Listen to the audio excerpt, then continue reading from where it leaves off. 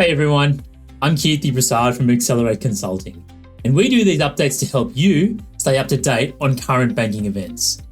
At Excelerate, we focus on breaking down complexity so it's easy for you to understand, and today I'm going to break down the banks that gained and lost the most balances in the month of May 2025. So let's start with home loans. In terms of gainers, we had CBA, Macquarie, ANZ, NAB and Westpac rounding out the top 5, with ING just outside in 6th place. In fact, CBA and Macquarie have been in that top 5 for 5 months in a row right now. CBA, when you think about it in volume terms, very large growth, but Macquarie in percentage terms growing faster than the others, including ING. NAB and ANZ, they've also been consistent performers in the top 5 during the past 6 months. What about those banks that lost balances? This month it was BOQ, Auswide Bank, BNK, MyState and Hume Bank.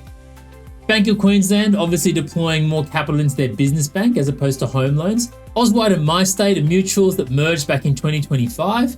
As you may know, there's been a lot of consolidation in that space. Mutuals feel that that's the way they are able to compete effectively with some of the larger banks that have that scale. What about deposits? In terms of gainers, we had MUFG, Macquarie Bank, Bank of China, BNP Paribas and Westpac rounding out the top 5. Interestingly, when you look at Macquarie, they've been in the top 5 for most of the last 6 months. They've been in the top 1 or 2 position for the last 4 months. What about deposits and who lost the most balances in May 2025? Well, a lot of the major banks are appearing in that top 5 list. You've got NAB, you've got ANZ, CBA, and then JP Morgan and Bendigo and Adelaide Bank. Despite being on the top 5 lists of banks who lost balances this month, CBA interestingly grew the most in April 2025 in deposits. NAB grew the most in March 2025. Let's take a look at business lending. So in terms of the gainers, we saw that was NAB, Westpac, Rabo, Macquarie and Credit Agricole Corporate Investment Bank. CBA was just outside the top 5 in number 6 position. NAB has been a pretty consistent performer. They've been in the top 5 during the last 6 months for every month. Westpac has been in the top 3 for the past 4 months, and many of you know this is a really intensely competed space at the moment as banks are redeploying some of their capital into the business banks, given the return on equity effectively in the home loan books at the moment.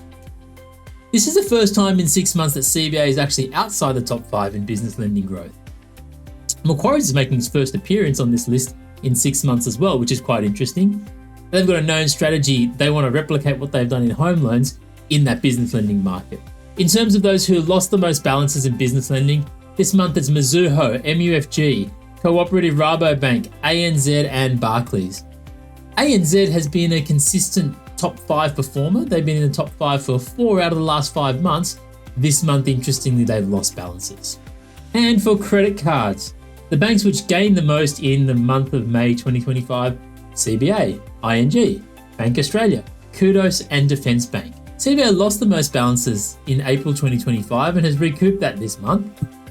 What you'll note is that ING, Bank Australia and Defence Bank are now, for the 2nd month in a row, in the top 5 in terms of who grew their balances in cards. Who lost the most balances?